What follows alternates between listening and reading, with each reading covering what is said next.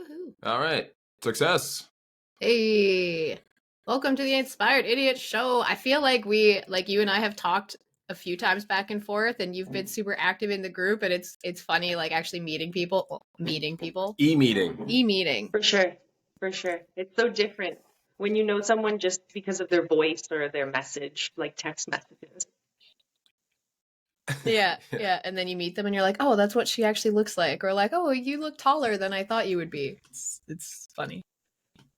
So welcome to the Inspired Idiot Show. Thank you. Basically, I think we decided that we should start doing a bit of an intro on these. But the reason I wanted to bring you on, Jesse, was because we really want this interview series to be about people getting into online business. And so it can't just be about the people making $250K a month. We also want to showcase people who are like on the come up and, have 3 clients right now, but want to get to that bigger point. Because I think for a lot of people making that transition from like the 9-to-5 life to online entrepreneurship, the thing that will really motivate them, I think, is yes, those huge success stories, but also seeing other people who are like in the grind and like in the process of growth. So that's really why I wanted to bring you on, and we're so happy to have you. Thank you. Thank you so much. I'm so nervous. Don't be nervous.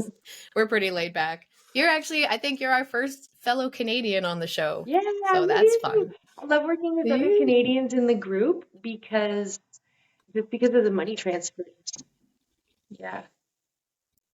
Yeah. So easy. It's very interesting. I feel like so many of us do so much business with US companies and we join US programs and stuff, but it's fun when you meet other people who are also from Canada or whatever country people are from. You just kind of feel like an instant bond with them and you're like, oh, I get you in a way. Yeah, I mean, I find people, Canadians, like when they hear you and they're like, oh, where are you from? Or if you're like calling Calgary, they're like, your area code isn't from Calgary. Like, where are you from? And they want to work with other Canadians.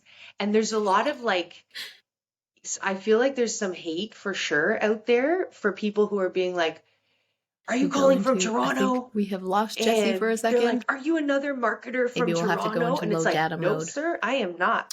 Yeah, I'm from Ottawa. But she might have just got like a phone call or something too. Hard to say. True.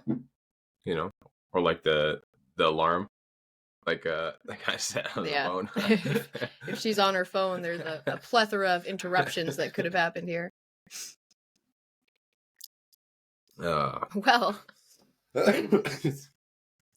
Yeah. On another note, in the interim, this is our last interview from our homeland. The next time we do an interview, we will be on the other side of the world. Where are we going, love? We're going to Asia. Thailand, though, to be specific. Yeah, you have to be more specific than that. Asia is the biggest continent. We're going to Thailand for 2 months. Okay. She must be having some technical issues.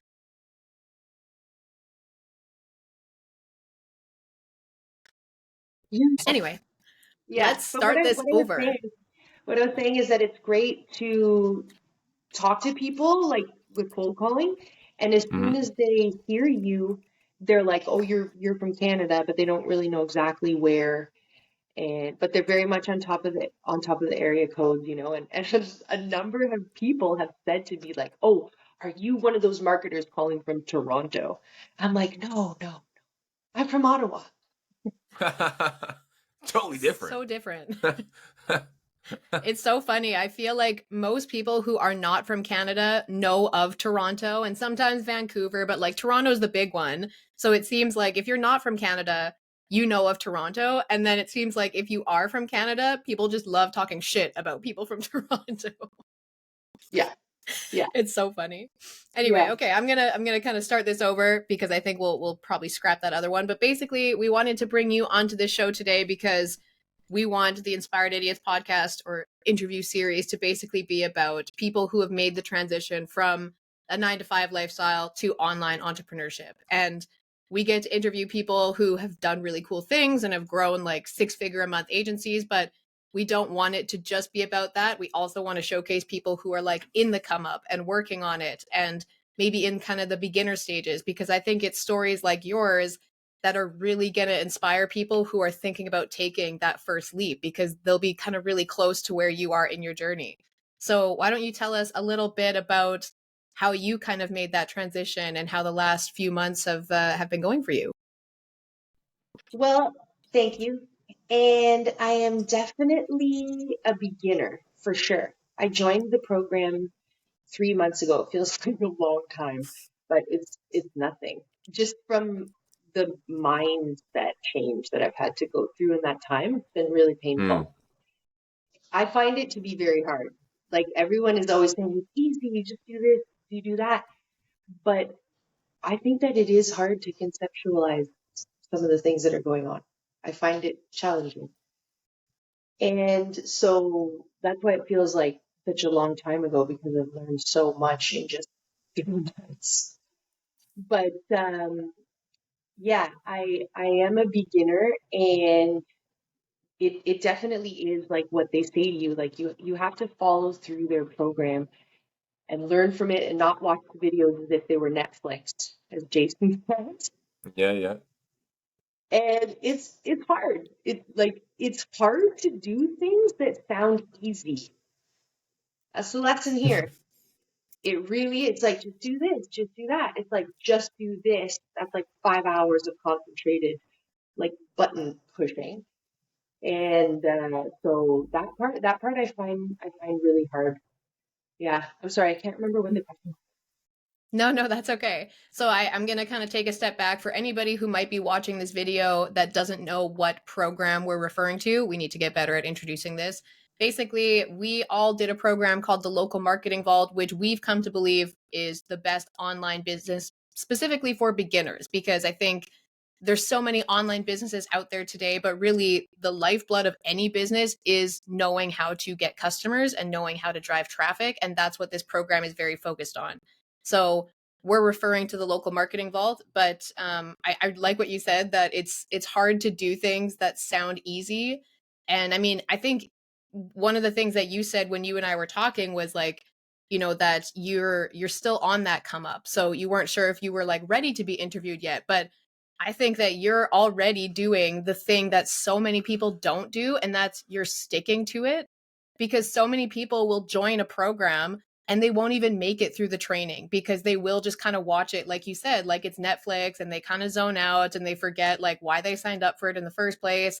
And then they go on to the next shiny object thing. So the fact that you're actually making yourself stick to it and you're putting in that work and you're doing cold calls, I think already sets you so far ahead of so many people. But what I had asked you was like, what were those first few months kind of like? And I guess what made you decide to kind of take that leap from the 9 to 5 life that we all kind of grew up with into starting your own online business? Okay, right. So I had a major life event because I lived in Mexico for 15 years, and I was a translator and conference interpreter in Spanish and English. Wow. And I moved back to Ottawa after all this time just because it really finally did seem like better for my kids to be here. And they really, really wanted to be in Canada. And so I made this transition, but there really isn't that much translation and interpreting work in Spanish and English here. It's pretty much all French and English. So the demand still exists, but it's like extremely niche. And so I had my own business in Mexico as a translator and interpreter, and I worked with 2 associates. But now, for me, there isn't as much work because I'm in Canada. They're still in Mexico and they're working with the clients there, and it's going really well. But it's like, it wasn't like, oh, I'm going to take the leap. It's like, you must do something that has a big potential money, like Yeah. big potential for a lot of money. And so that's how I got into it. Yes, yeah. So anyway, I saw this course about using copywriting to make a ton of money. And by having viewed that, now I know that by having viewed that, they had this really cool thing, actually, that I'm still impressed with. It was like someone who had reviewed the copywriting course, but it was like LMB. They had Yeah. written an article. Yeah. It's like to learn more about the course and like check its rating on Trustpilot or whatever. It was like, check out this article by an independent source. And it was the guys from LMV. And they were very convincing there. And then it like took you through to ClickFunnels or whatever. And so that's how I started learning more about LMV. And I felt really convinced right away, like suspicious, but also very convinced. I was like, because I could tell in a number of ways that what they were saying that they were going to help you do, they were going to. And it was literally up to you, Lily, up to you if you don't get her done. And I remember watching that, and I watched so many videos by people like LMV people, and I'm like, it sounds so easy, and I'm like, I'm so intrigued by it. I'm like, what are they doing? Yeah. And one thing I've been reflecting on lately is that I've seen that the people who have success with LMB, they take the tools that are gifted upon them, and they make something new and original that doesn't really have to do with LMB. Like it does, the core, the concepts of what it's doing are from LMB.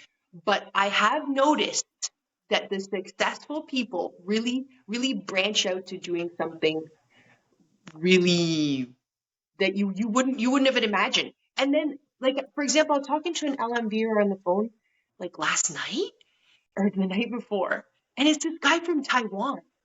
And he was explaining to me like what he's up to and what the mission is and how it's accomplished. And I'm listening to him. I'm like, this is so fascinating. I don't understand at all. Yeah. I think it's rank and rent. that's It's rank and rent. It's like I get it. I get the concept of rank and rent, but like I don't really understand. Yeah.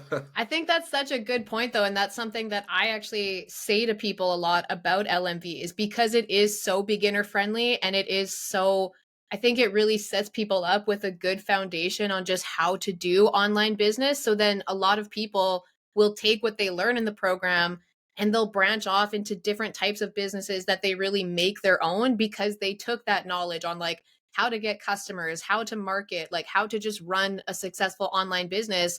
And then they like you said, they just do the steps, they grow, they get a handle on it, and they're like, okay, I see how this all works now. And then they kind of morph it into something that's their own. And I think that's what people really want online business to be, because nobody wants to be like, oh, this thing I'm doing right now, this is what I'm going to do forever. And like, this is my life now. Like, you want to know that it can evolve. So I think that's a really cool part of it. But that's actually like a big reason why I wanted to talk to you, because I see that you're so active in the group, and like you and I talking, like you were giving me feedback and I was giving you feedback, and you're talking about the couple clients you have, and I was like, I just know that even if Jessie is not where she wants to be right now, she's gonna get there, because I can just see the effort that you're putting in just by like talking to other people and stuff. So you mentioned that you've been doing lots of cold calling. So why do you feel like you focused on getting your clients that way? Well, I love the phone. It's like I'm very comfortable with calling people. I love calling people. I love talking to people on the phone. So, and I mean, I have tried to get into Upwork because, just like everyone's telling you to do it. So it's hard to go against that. And like I've worked on my profile. I haven't gotten any real jobs, but I have like bidded on very few jobs.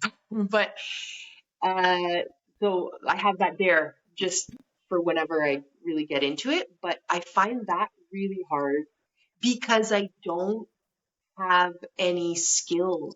Like my only skill is Google Business Profile. And so a lot of the stuff that they're asking for on Upwork is super technical. And I'm like, I don't know, just like no quadra. It doesn't like make a square.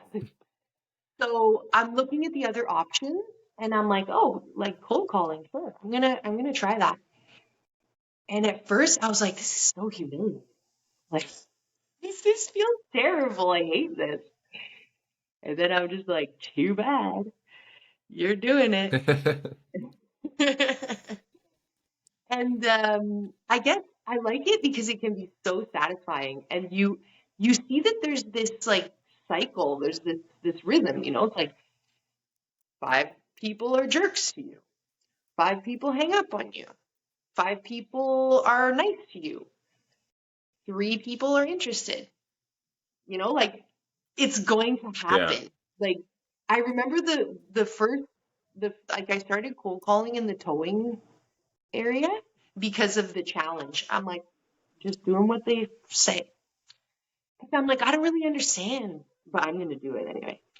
And so I started with the towing guys, and I noticed how some were like really not into it, and others were just like, yeah, that sounds great. Where should I send the money? And it's like, oh, great. And so I noticed that like the cycle, and I'm like, oh, okay, it's just like call 300, get one. Like call 400, get one.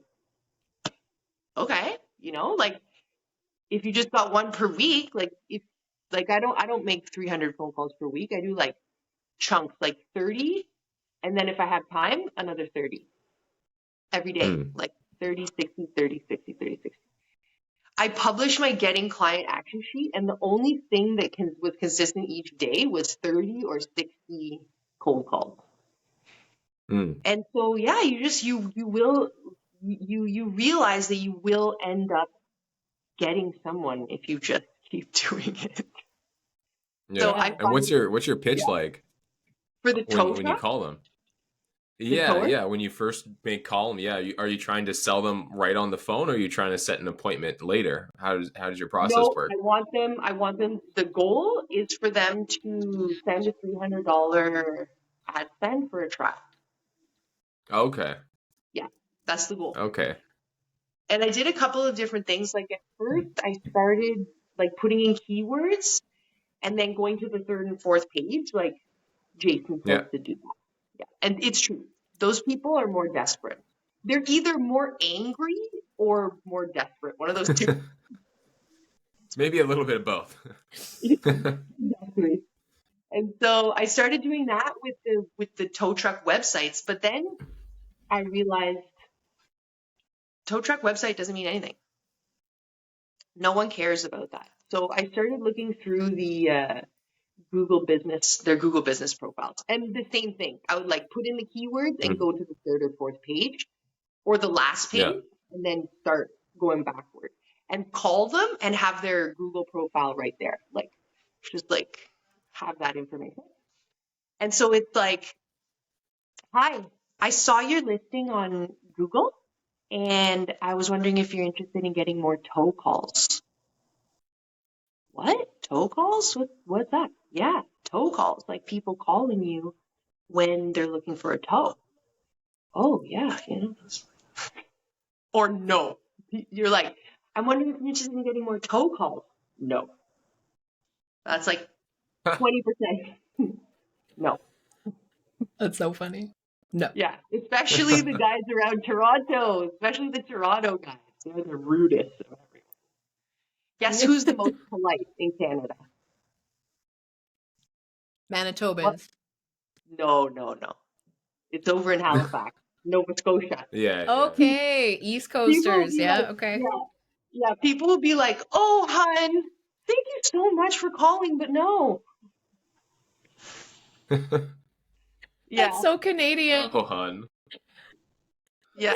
That's the most Canadian thing I've ever heard. Damn. But it's like a lot of it is about like explaining what's going to happen in a way that makes them understand it, but doesn't make them feel like you're, talking down to them, Because Yeah. they're like, And I think I've done that. I've done that calls, Google calls. It's like, what? What's that? Like, what's Google calls? yeah. I think that something in your script is good though, and that's kind of what we used when we were finding businesses on Groupon, was like just taking that 2 seconds to say where you saw them from. I honestly think that makes a huge difference, because if you call somebody and you immediately just get into like, hey, do you want what I'm offering? It kind of makes people feel like you're out there just trying to get anybody. But if you take that 2 seconds to say, hey, I saw your website, I saw your Google listing, I saw whatever, like just saying where you found them from gives them a little bit of context as to like, oh, you actually found me and you're specifically reaching out to me. And I think that's something that people, like, you only learn these things once you put in the reps, and you're like, oh, I've noticed that people actually respond better when I specify how I found them, because it makes For them sure. feel like you're not just trying to get anybody, you're actually specifically speaking to them. I think that's a huge tweak. Yeah, yeah. You have to have gone one step into their business, like Yeah. and I try to like not even like I just like move it down a tiny bit at a time so that I'm not like wasting time finding stuff, because you call so many people, there's a lot of research involved. So Mhm.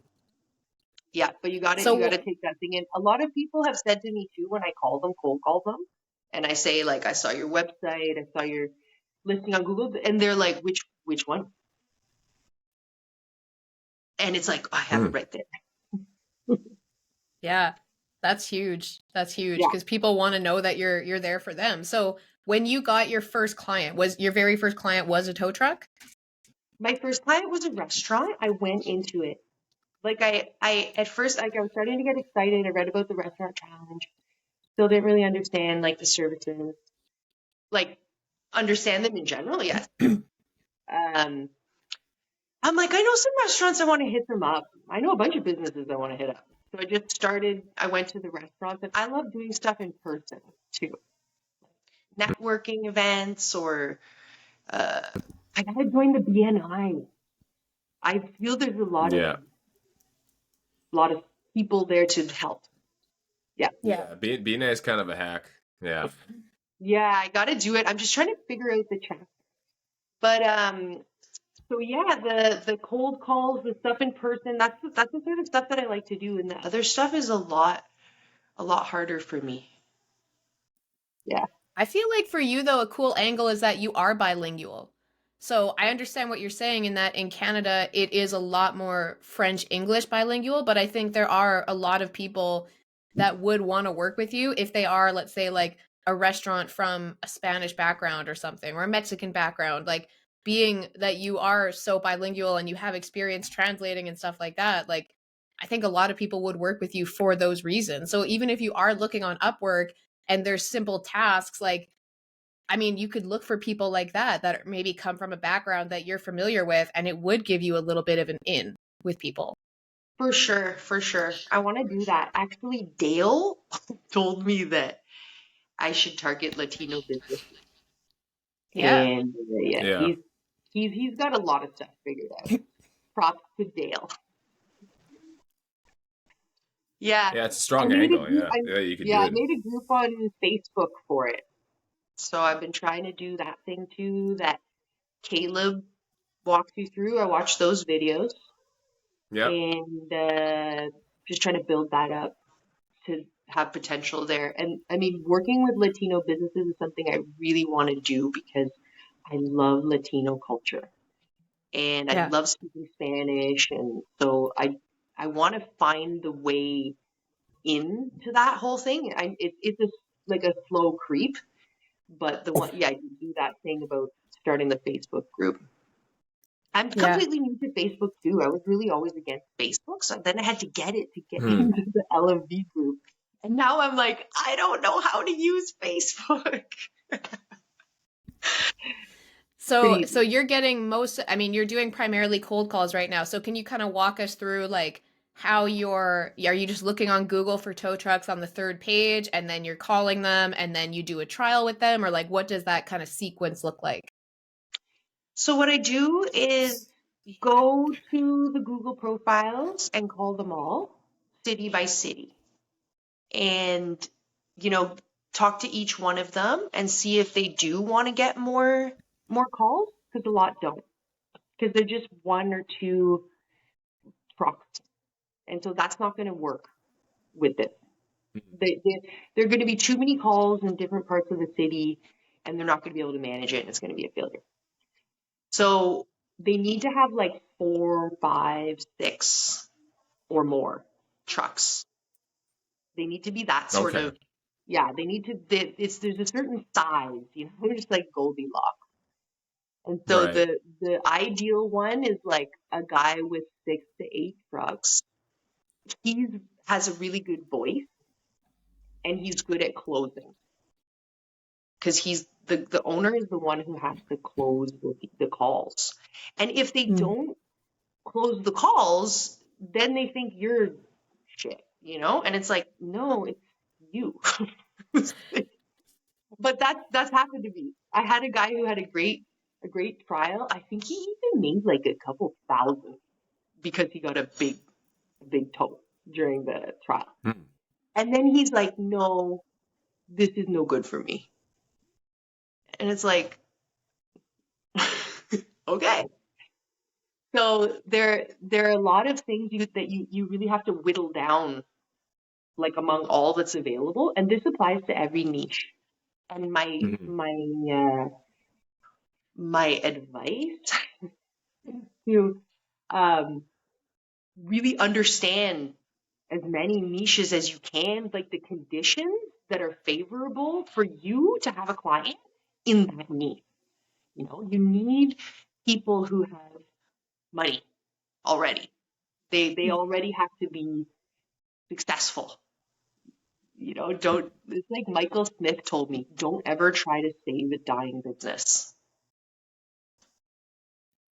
So when you call a tow truck, do you ask them like, hey, how many trucks do you have? Or do you find that out before you actually call them? No, yeah. I ask them. Yeah. Like, Okay. if they seem interested, as soon as they, like, for example, when they say the words, so tell me what it's all about. It's like, oh, how many trucks do you have? Hmm. And then, like, So you're qualifying them with that.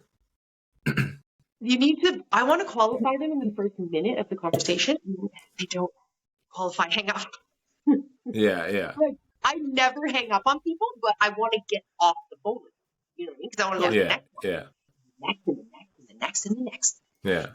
And so yeah, I'm gonna qualify them. I'm gonna tell them some comments on their Google business profile and see how they respond.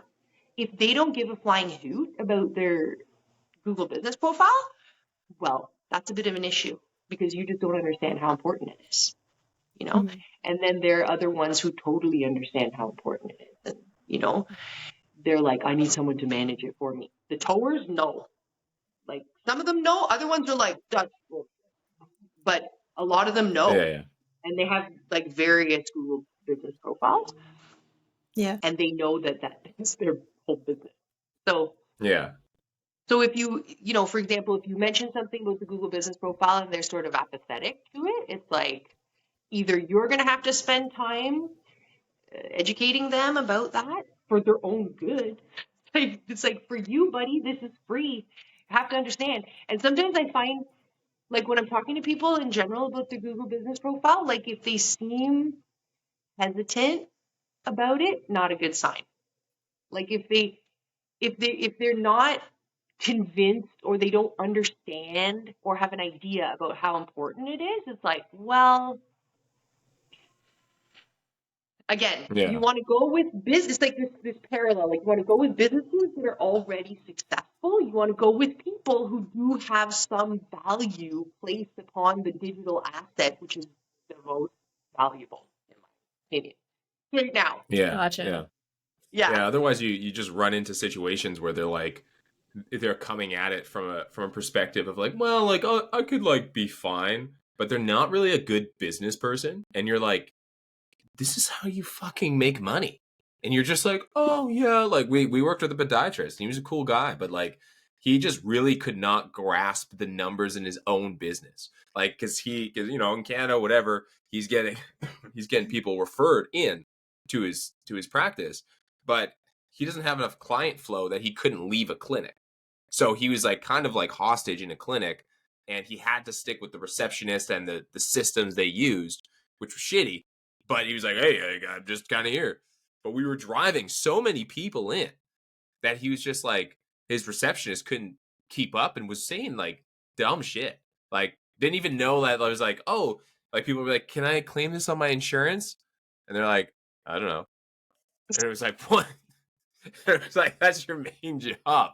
Yeah. Right? Like, so it was like, we actually went in and booked appointments for them. And they were like, cool. Like, we'll fucking we'll email the receptionist because we can't see his calendar. We'll email the receptionist, call this person, finalize the booking. And then she would just like sometimes not call. It was like, it was so crazy. But he also didn't really see the value. Like, he was trying to like nickel and dime us. And he was like, felt kind of like bad for paying us like $500 a month. I was like, dude, we just sent you like 25 booked calls. Like, he actually made like, because when you look at the numbers, it was like, you made like $6,500 off this. And it was like, this is serious, man. But the way that they monetize is that they have the first appointment and they require, usually about 3 or 4 as the year goes on, right? They do like the checkups and the check-in appointments. So they monetize a couple times. So it's not like they spend the money with us and then get all the money at once back. Right. So he was just like, yeah, I don't know. I gave you guys $500 and yeah, I got 1,100 now, but like, it's not really that crazy, like, oh my God, dude. Yeah. That's the thing, right? It's like so much of this involves facilitating that exact part of it. It's like, bro, if you put down 500 and you more than doubled that, like that's like, come on. Yeah. You Yeah. doubled. And This is like the tow truck guys too. I have one who really rides my ass all the time and is constantly like, I'm leaving. And I listened to the call. I listened to half the calls for the month. And I listened to the calls and made some notes about how much, each deal was. And I presented it to him. I'm like, I looked at half the month and it looks like you made like 4 or 5 grand, and it's just like, so Yeah. what are you complaining about? And then you realize that the administration of the business is very poor. Yeah. And a lot of it is that's like normal. That's normal. People don't know how much money they have. They don't know how much money they're spending. They don't know where they're marketing money, where the ROI is. That's a really good one I heard recently on a video. I think it was actually Michael on your interview, Michael Smith one, where his hook was, I'll show you what the ROI is on your marketing dollars. Mm-hmm. Very effective. I mean, a lot of times, like, it's not only that these businesses will believe your service is good or won't or whatever, but you also have to then qualify them. And that's like a really important part is like, look, if you like, just assume like for a second here, you are a rainmaker and you could just drop leads, you could drop a bunch of clients into their lap. If they fuck it up, they're still you're not going to want to work with them long term because it's going to get more expensive for you to send more people there because negative word of mouth and that kind of stuff. Mm-hmm. So it's like you're incentivized to find the perfect business owner who understands this is how they have value in the digital asset. They don't understand it, but they care about their service enough that they want to invest in it and have you as a growth partner.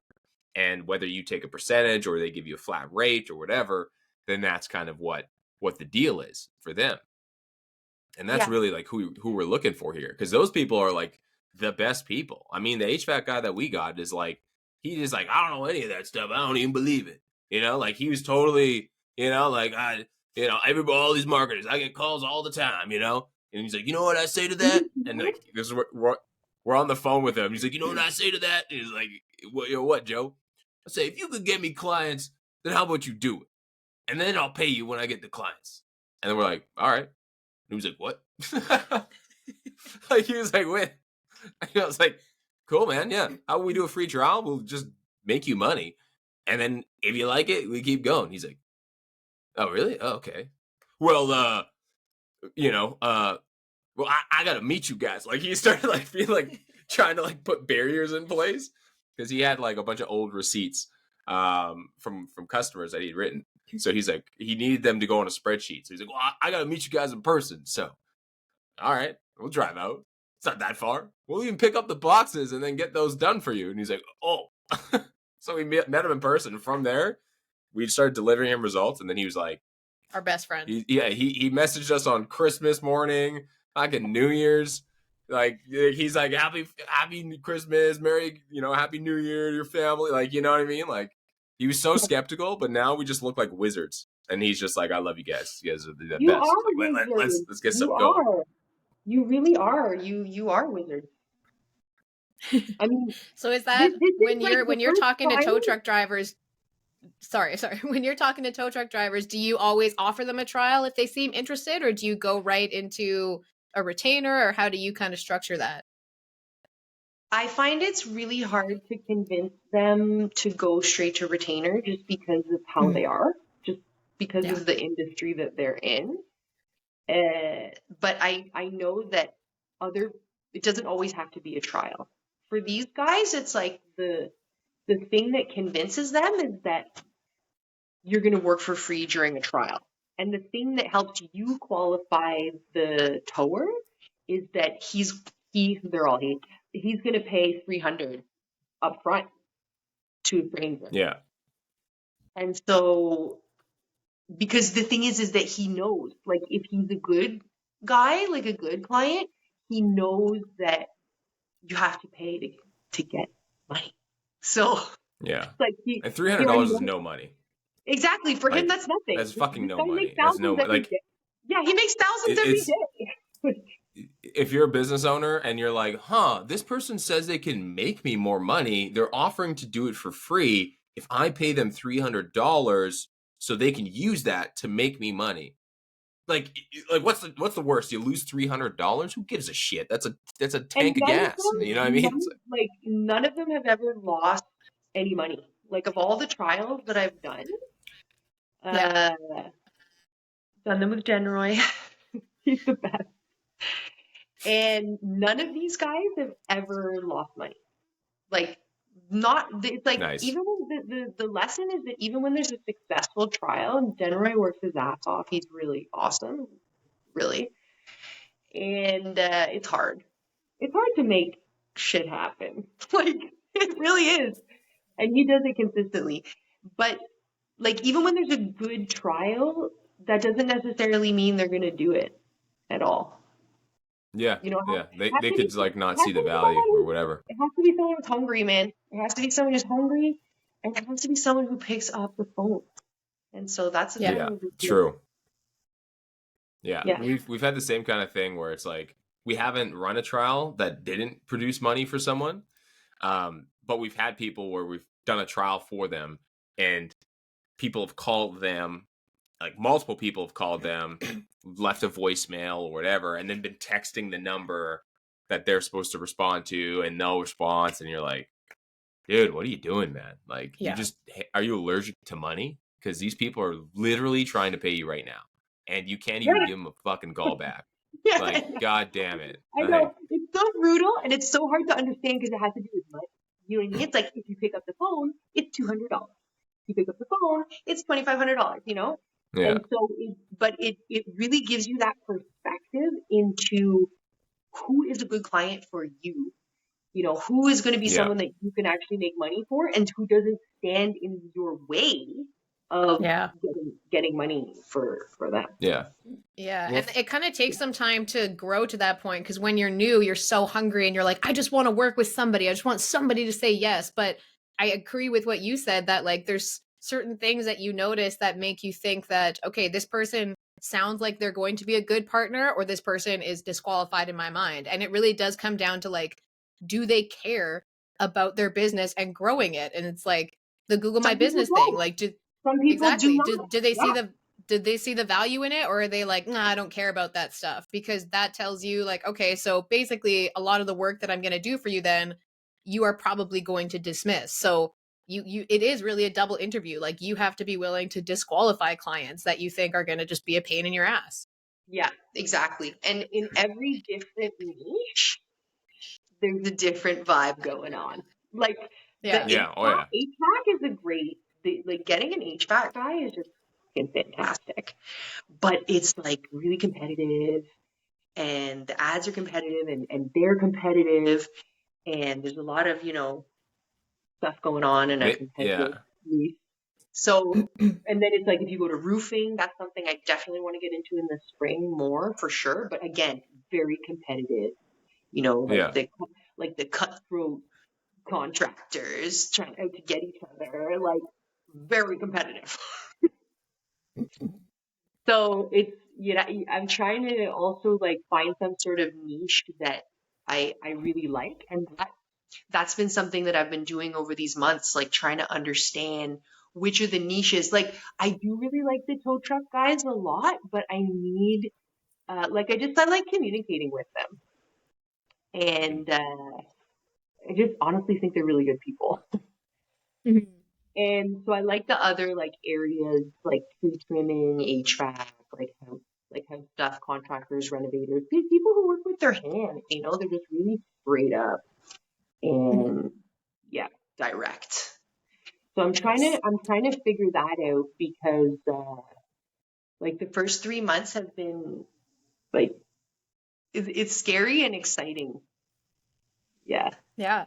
So that's actually one of the things that we like to ask on this is like if there are people who are even newer than you or who are still kind of in that place where they're considering getting into online business, what if you could kind of pass along a tip or a piece of advice to those people, what do you think that you would pass along to them? Okay, I would say, as you're doing the videos and you're doing the training and stuff like that you really think about those different niches and think about what you know about, like you're gonna have to do so much stuff. You have no idea. But for the niche, it's a lot easier to approach people in that niche if you know all about it, like Hmm. like Helene was saying, he's in this really cool niche and he knows all about it. He knows all about the bill that passed on it yesterday and like what's going on in the news with that sector of Medicaid insurance or whatever. It's like Right. he's like, oh, that clause doesn't apply anymore. Like, if you really know that, it brings people so much confidence in you. And Yeah. the confidence part is a really big part of the sales conversation. And Mhm. so when I call the tow truck guys, it's like I know how to talk to them.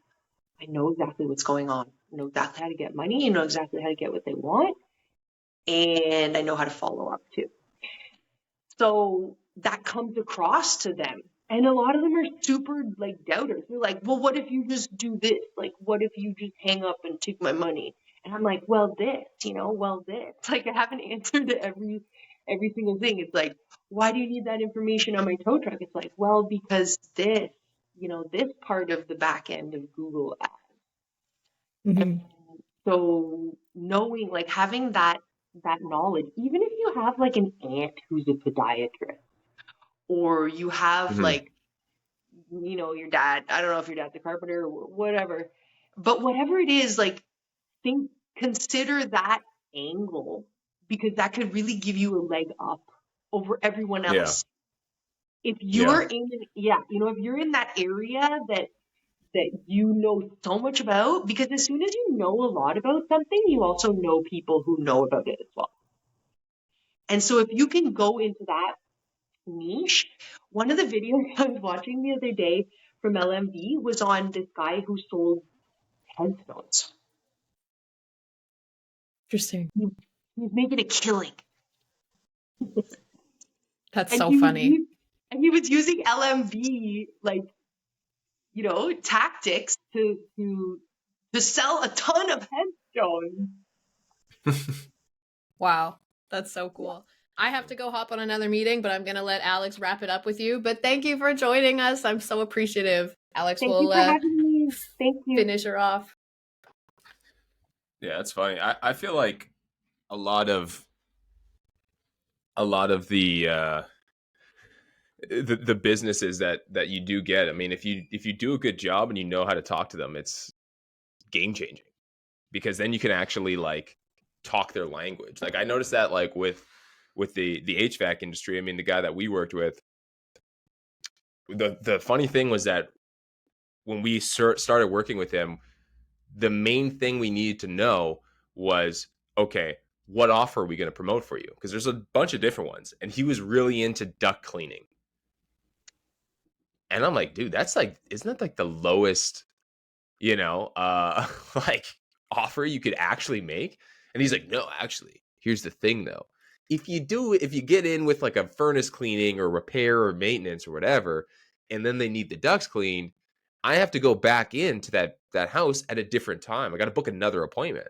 But if I get in there first for the duct cleaning, I can have my guy do the ducts while I upsell them on the furnace maintenance and clean that too. And I can do that while I'm there.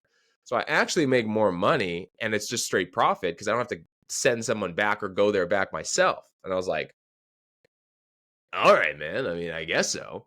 So that like little like shift, like in his mind, like he viewed that as the best thing he could possibly get customers for. And it gave us a leg up because in his head, he understood the business. So he's a good client for us because he's like, no, I think we need to do this thing. And I'm like, okay, cool. Like, we'll do that. And so he's happy because he's like, yeah, like you're doing exactly what I want to do. These are the clients I want to get. I want to book up for, 2 months of cleaning ducks. And then, he's pumped about it. Yeah, because So he's doubling up, and so what's more exciting than getting double the money at the same time?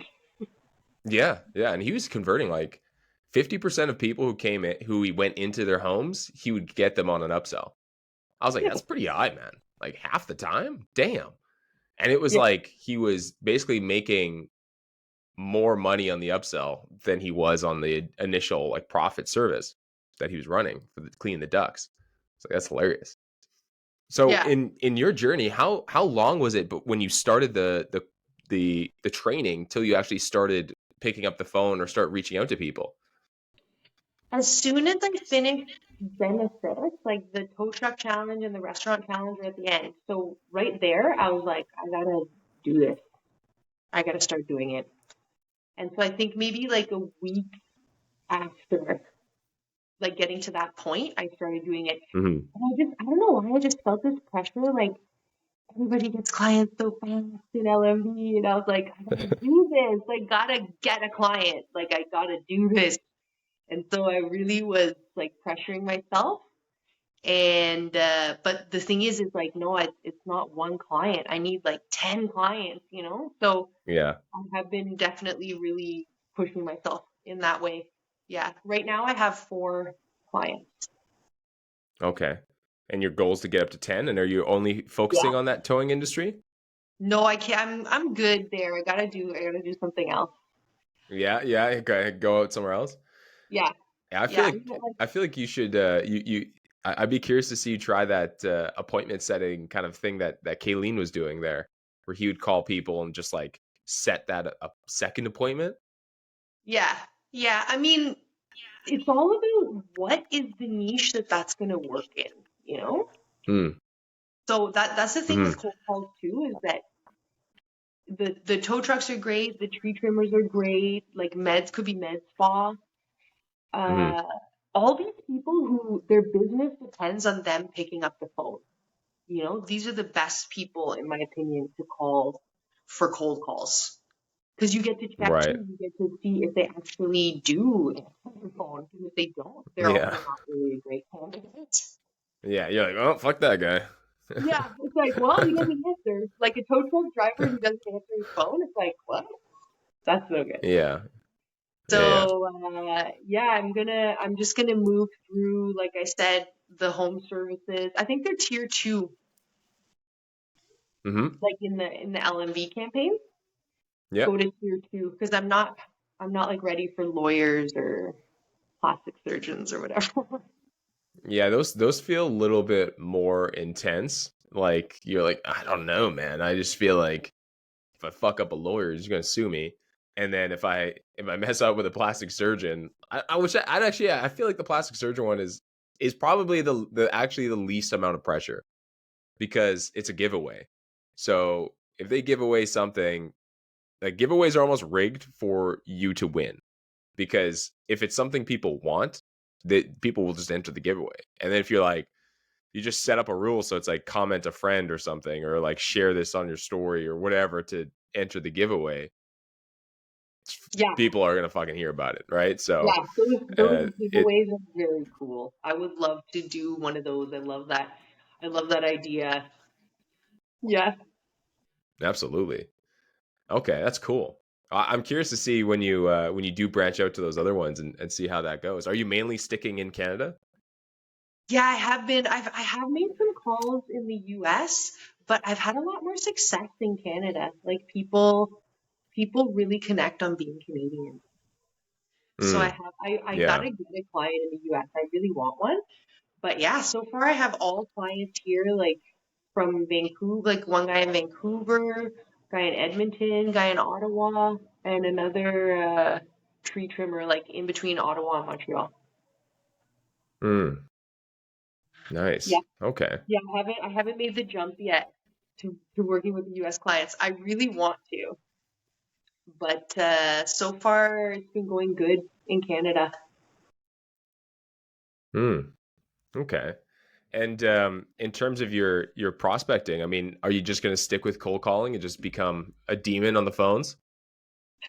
I like the cold calling, and like I said, I do have the profile on Upwork, and I Yeah. have applied to jobs, and I will do more. The other thing that I like to do is go to the Facebook groups and browse Mm-hmm. people who are actually asking for help. So that's good in whatever area.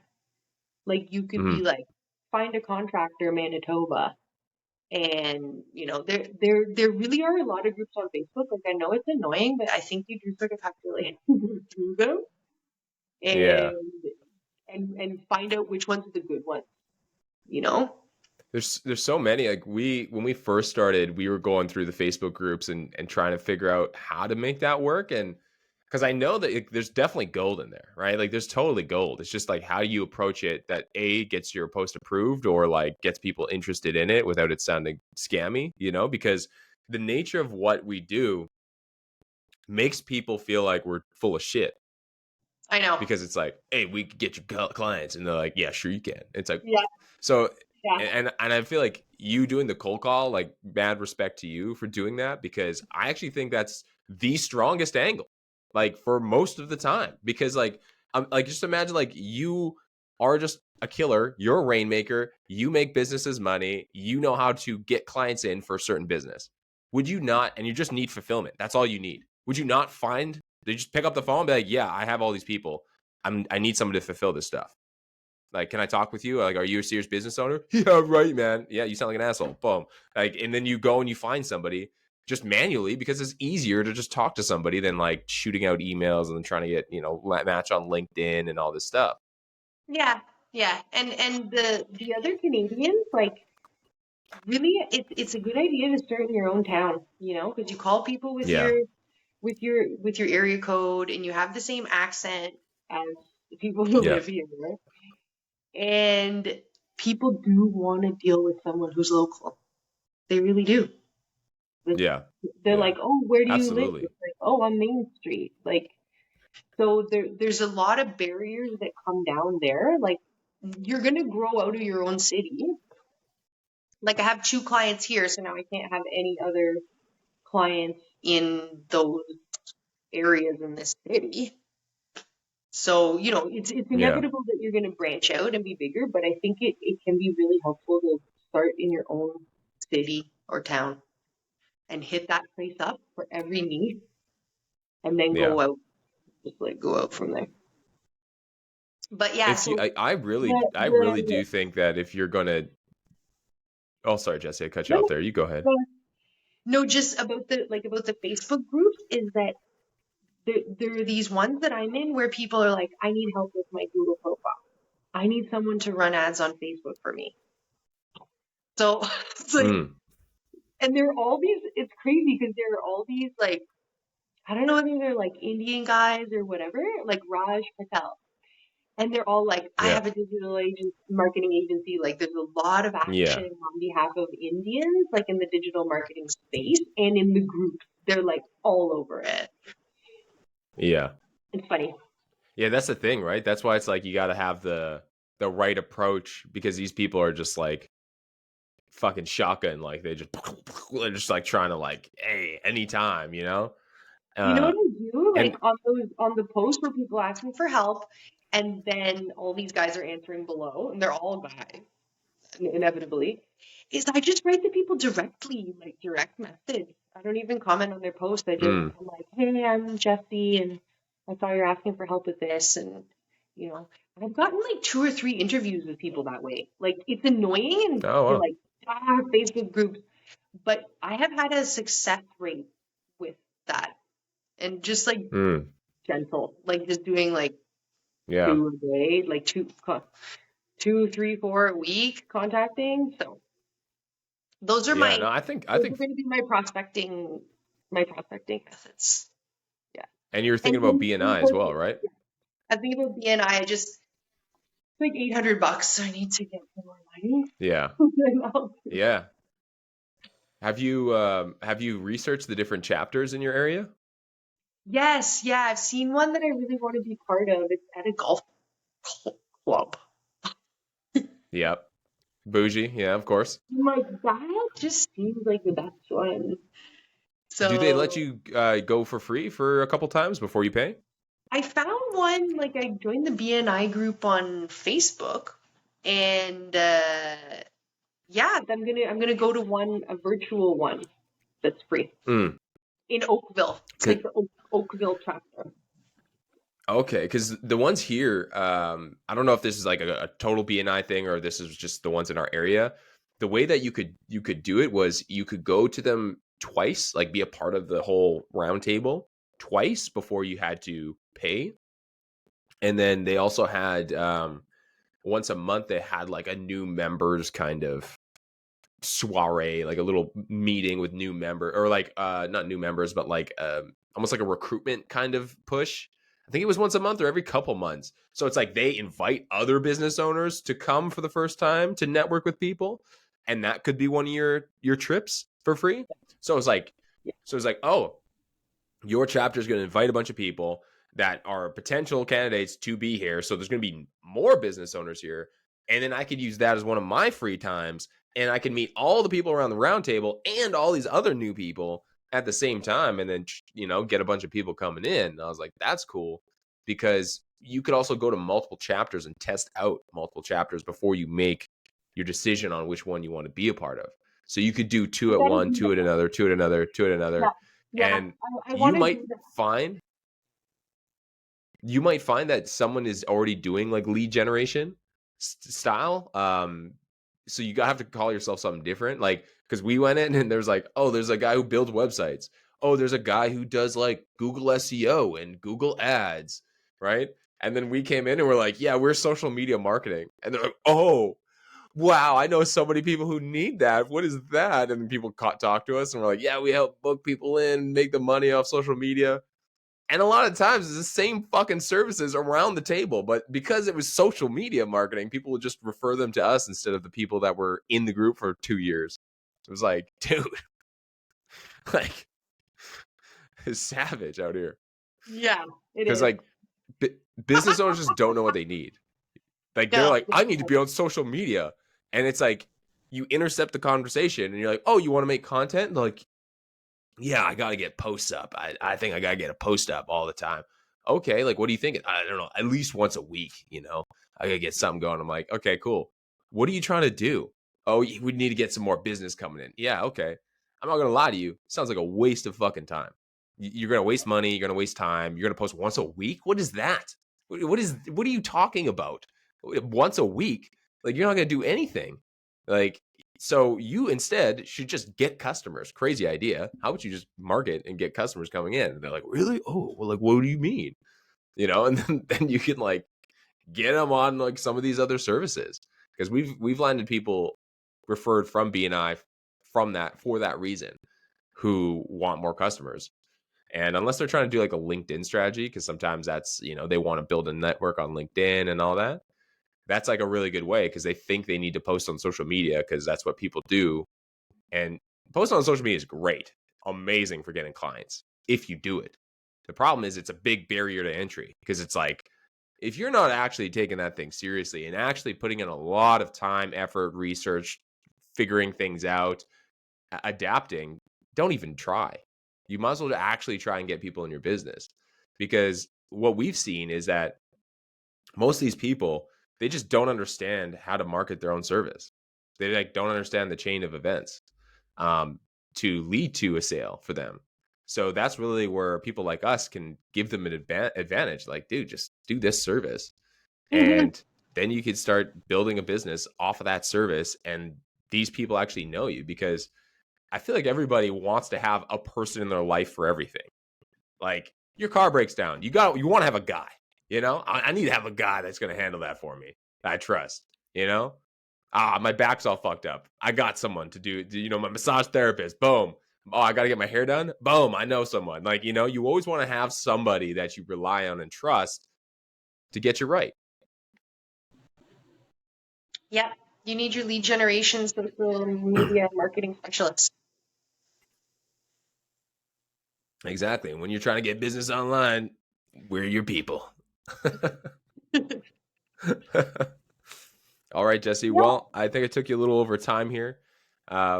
But thanks for coming on and enjoying the Inspired Idiots here. Thank you for It's really having nice to have you on. Yeah. I look forward to seeing your success more and getting you back on and talking with you more. I feel like we could talk all day on Canadian things and Canadian business. All right. Thank you again. Bye.